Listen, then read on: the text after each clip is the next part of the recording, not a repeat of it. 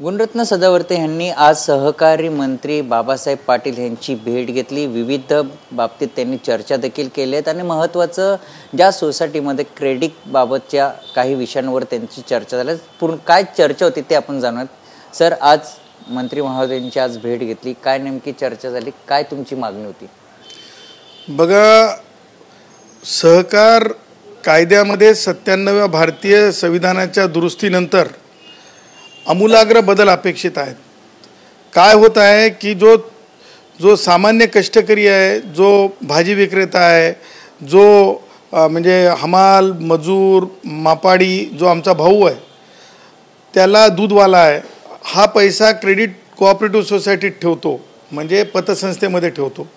पण होतंय काय, त्या भावाला त्याच्या गरजेच्या वेळेला पैसे मिळत नाहीत।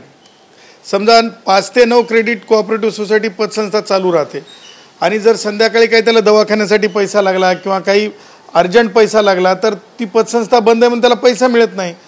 मग ह्या नैराश्यपोटी आज पतसंस्थेतले जे खातेदार आहेत, जे पतसंस्थेचे जे क्रेडिट होल्डर आहेत, ते खाजगी बँकांकडे वळत आहेत। म्हणजे खाजगी बँका या मल्टीमिलिनियर लोकांच्या आहेत आणि हा श्रमिकांचा पैसा सगळा खाजगी बँकेत चाललेला आहे। आणि हा पैसा जर ग्रामीण भागात असेल, शहरी भागात असेल, जर छोट्या पतसंस्थांमध्ये क्रेडिट कोऑपरेटिव्ह सोसायटीमध्ये थांबवण्यासाठी काय उपाय आहे, याला जीवनदान देण्यासाठी काय उपाय आहे, तर आज सन्माननीय सहकार मंत्री पाटील साहेबांना आज आम्ही विनंती केली। आज आम्ही त्यांना एक मॉड्यूल तयार करून दिलेलं आहे, त्याच्यावर ते अभ्यास करतील। त्याच्यात आम्ही म्हणलेलं आहे की क्रेडिट कोऑपरेटिव्ह सोसायटी म्हणजेच पतसंस्था, ह्यांचे खातेदार जे असतात ते सहकारी बँका असतात आणि सहकारी बँक आणि पतसंस्था यांच्या जॉईंट व्हेंचरमध्ये जे आहे, कोणती सहकारी बँक असो त्यांच्या जॉईंट व्हेंचरमध्ये ATM कार्ड देण्याची सुविधा असावी आणि कायदेशीर प्रक्रिया पूर्ण करून पैसे टाकण्यासाठी आणि पैसे काढण्यासाठी ज्या मशीन्स असतात ATM, त्या देखील जॉईंट व्हेंचरमध्ये जर पतसंस्था लावू इच्छित असतील तर त्या लावू देण्यात याव्यात, जेणेकरून मोठ्या भांडवलदार ज्या बँका आहेत, ज्या पुंजीपती लोकांच्या बँका आहेत, त्यांचा ग्रामीण अर्थव्यवस्थेशी फार कमी संबंध असतो। तो पैसा ग्रामीण अर्थव्यवस्थेमध्ये कष्टकरी, छोट्या माणूस, मजूर, ज्याला आपण श्रमवीर म्हणतात, भारताचे लाडके पंतप्रधान नरेंद्रभाई मोदी, तर तो पैसा तिथेच श्रमिकांमध्ये फिरत राहावा, त्यांच्या उन्नतीसाठी फिरत राहावा। ह्यासाठी आम्ही जे आहे पाटील साहेबांना, सहकार मंत्री महोदयांना विनंती केली। त्याचबरोबर आम्ही त्यांना एक दुसरी विनंती केली की क्रेडिट कोऑपरेटिव्ह सोसायटी आणि सहकारी बँक यांचे एक बैठक लावावी। त्या बैठकीमध्ये जे आहे माननीय उपमुख्यमंत्री जे आहेत अजितदादा पवार आणि माननीय केंद्रीय सहकार मंत्री जे आहेत अमितभाई शाह यांनासुद्धा त्या बैठकीला आमंत्रित करावं आणि दोन्ही कारणासाठी जी बैठक होणार आहे त्या बैठकीसाठी पुढाकार ST कोऑपरेटिव्ह बँक ही घ्यायला तयार आहे। क्रेडिट कोऑपरेटिव्ह सोसायटीजला एकत्रित आणून जे आहे STची बँक सन्माननीय सहकार मंत्री पाटील साहेब यांच्या नेतृत्वाखाली विचारमंथनाकरिता त्या महाधिवेशनासाठी सुद्धा तयार आहे, असं देखील आम्ही त्यांना विनंती केलेली आहे। नक्कीच आपण जर बघितलं 10वी 12वीच्या परीक्षा जवळ येतात, ते नितेश राणे यांनी एक शिक्षण मंत्र्यांकडे मागणी केली की परीक्षेला जाताना बुरका घालू नये असं त्यांनी म्हटलंय।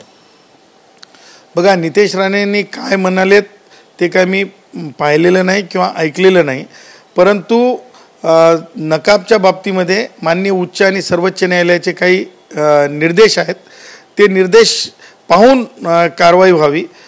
कारण नितेश राणेंचं व्यक्तिगत मत असू शकेल, म्हणजे सरकार म्हणून त्यांचं मत आहे की व्यक्तिगत मत आहे, हे एक महत्त्वाची गोष्ट आहे। आणि दुसरी गोष्ट, माननीय उच्च आणि सर्वोच्च न्यायालयाने काही निर्णय दिलेले आहेत नकाब आणि परीक्षांच्या बाबतीमध्ये, ते आपल्याला अंमलात आणावेच लागतील। कारण माझ्या माहितीप्रमाणे मुंबई उच्च न्यायालयाने घालता येणार नाही किंवा कसं त्या बाबतीत निर्णय दिलेला आहे, तर सर्वोच्च न्यायालयाने एक निर्णय फिरवून दिलेला आहे, म्हणजे कोडच्या संदर्भानं।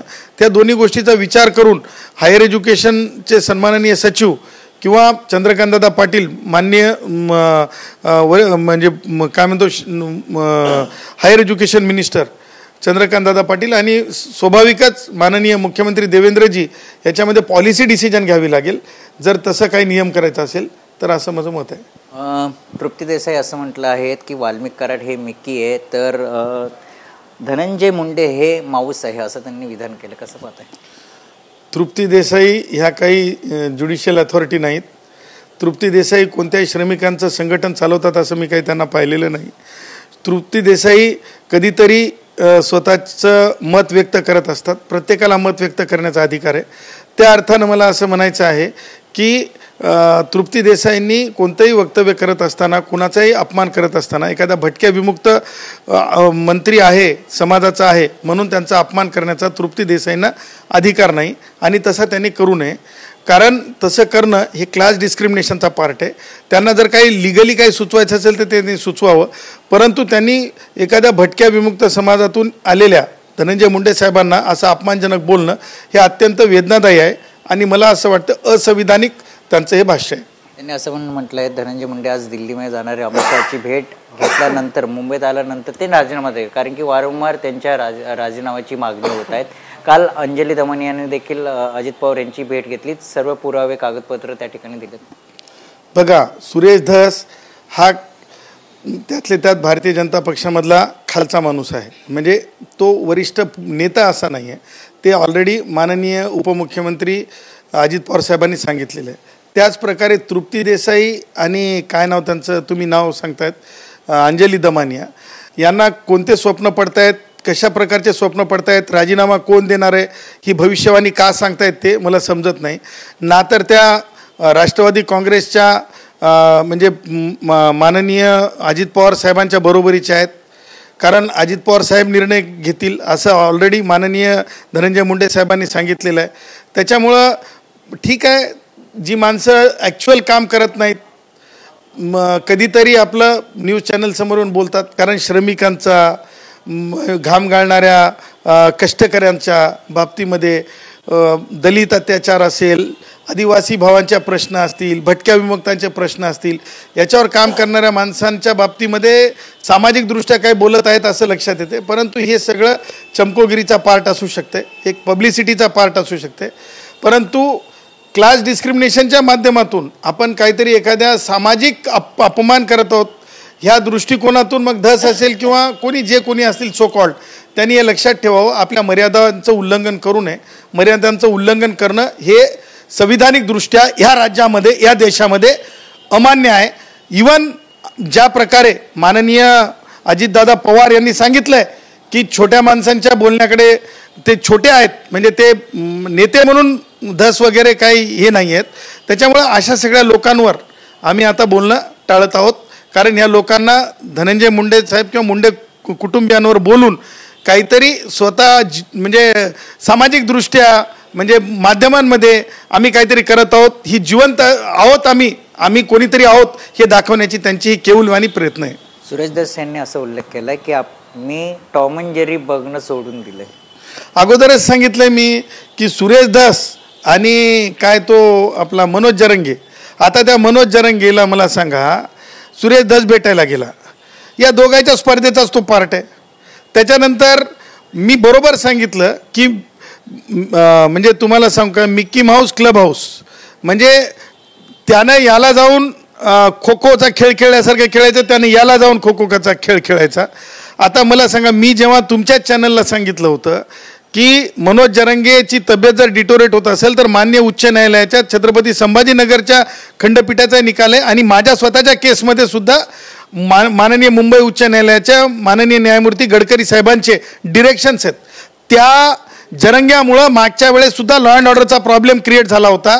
त्या जरंगेला तातडीनं, जर उच्च न्यायालयाचे निर्णय बंधनकारक आहेत, कोणालाही मी मरतो आणि लॉ अँड ऑर्डर प्रॉब्लेम बघा तुम्ही काय हे येत आहेत, सबमिशन्स येत आहेत जरंगेच्या पिल्लावळांकडून, त्यांच्या लोकांकडून की आम्ही जरंगेला असं झालं तर तसं करू, तसं झालं तर असं करू, आम्ही जीव देऊ. ह्या सगळ्या गोष्टी असंविधानिक आहेत. म्हणून जरंगेला सोडून सगळ्यांना तिथे नोटीस दिलेल्या आहेत, माझ्या बोलल्याच्या नंतरच दिलेल्या आहेत.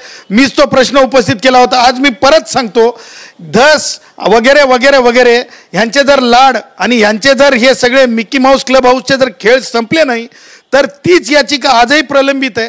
मान्य उच्च न्यायालयामध्ये त्याच याचिकेला पुन्हा एकदा मेन्शन करून बोर्डावर घेऊ आणि परत एकदा सांगू की जर मनोज जरंगेमुळं त्याच्या उपवासामुळं स्वतःच्या त्याच्या तब्येतीवर परिणाम होणार असेल आणि महाराष्ट्रात लॉ अँड ऑर्डरचा परिणाम होणार असेल तर त्याला कायदेशीरदृष्ट्या मॅजिस्ट्रेट समोर उभं करून त्या जरंगेला ताबडतोब, आता तर त्यानं सलाईन घेतली, सलाईन घेतल्यानं कोणतं उपोषण आहे?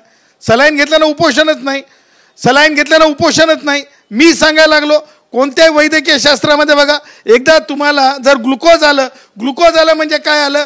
फुल फूड आलं. फुल फूड आल्याच्या नंतर जरंगेचं उपोषण त्या अर्थानं चालू आहे का? जे कोणी म्हणजे सुरेश धस त्यानं तरी सांगावं की जरंगेचं उपोषण चालू आहे का? कारण एकदा तुम्ही सलाईन घेतल्याच्यानंतर उपोषणात तुम्हाला ते मिनरल्स मिळतात, तेवढे तुम्हाला प्रोटीन्स मिळतात, तेवढं तुम्हाला बॉडीला लागणारं लिक्विड मिळतंय, तेवढं डाएट मिळतंय. मग आता हे कशासाठी? हे सगळं मिकी माऊसचा खेळ, हे खेळ सगळा बंद झाला पाहिजे. आणि म्हणून मला कोणाचाही अपमान करायचा नाही.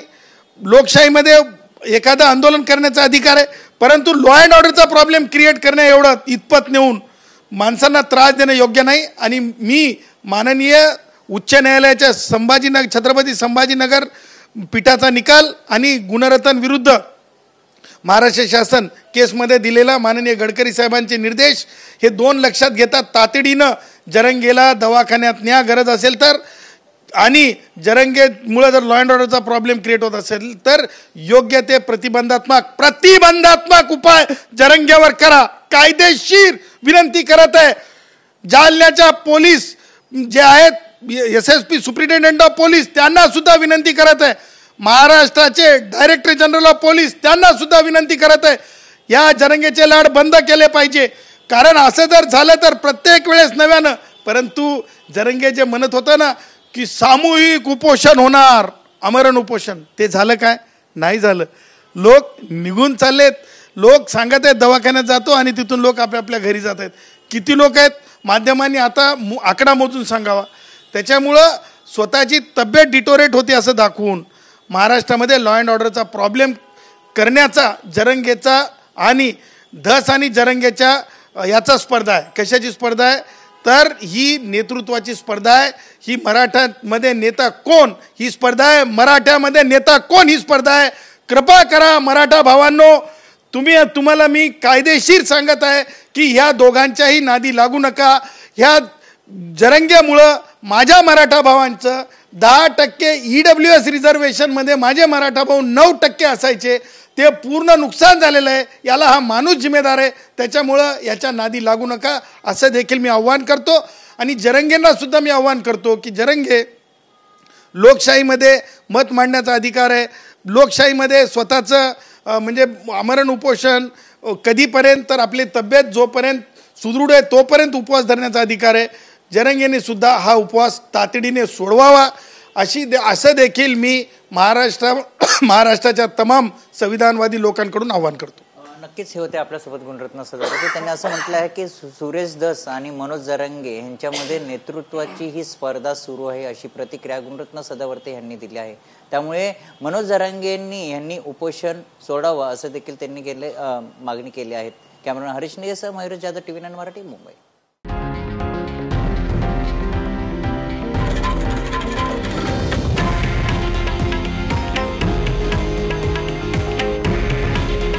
हे आहे देशातील नंबर 1 न्यूज नेटवर्क आणि आपण पाहत आहात TV9 मराठी. काळजी तुमची, हित महाराष्ट्राचं.